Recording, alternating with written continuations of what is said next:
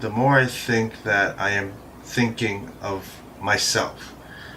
I don't know what I'm doing. Alright, serious poetry. Alright.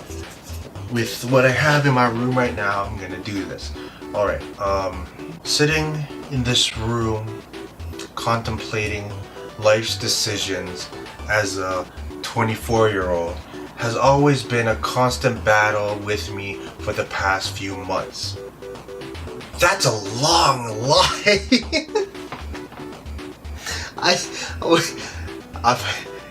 I just gave a really good description of my life right now, kind of. You know what? Just give me. I'm just gonna guess the topic. Computers, because my computer's right there. Okay. How do I have to go like hollow? As I see through. Okay. As I stare down the screen, I realize that the world is filled with many letters. That there are many fonts which people put up in order to exasperate what other. I'm so bad at this. Alright. Can I rap? That's a good question. Can I? No. We live in a technological world created by what people make it.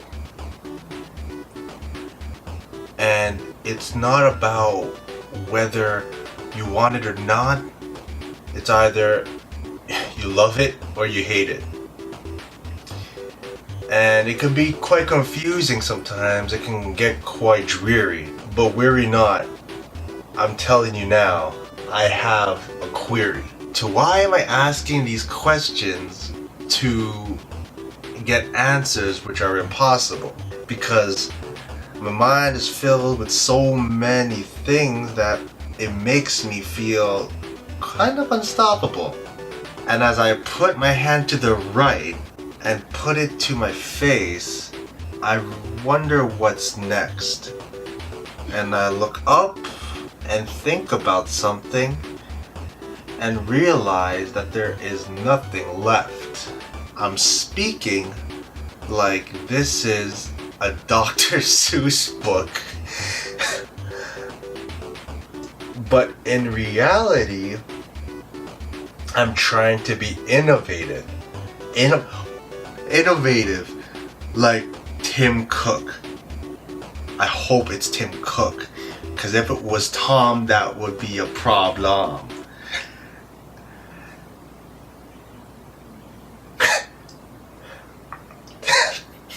I can't. What am I doing?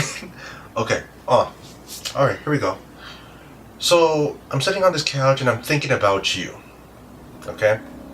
And in my mind, all I think about are the times you spent and the times which could have been.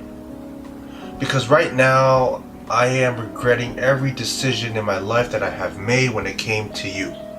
Not the fact of me falling in love or me liking you or me just wanting to be with you. I'm regretting the fact that what could have been could not happen and cannot happen anymore because of what I have said and because of what has happened. I am straying away from what I was to what I will be because I have no choice. That there is no falling back, because if I fall back I might end up in an endless abyss, and it's going to be hard for me to get out of, like it is right now. Because I am in an abyss of myself, an abyss of who I might and could be, and an abyss of what ifs, and I hate what ifs. Because what ifs brings out questions, brings up scenarios which could have been, but instead it is not. And we live in a world where scenarios is what should have been. Now, I don't know what I'm saying if that makes sense to you, but to me it does. Pause. Actually, it does. But let me say this to you in a way that allows me to be myself. Okay? I am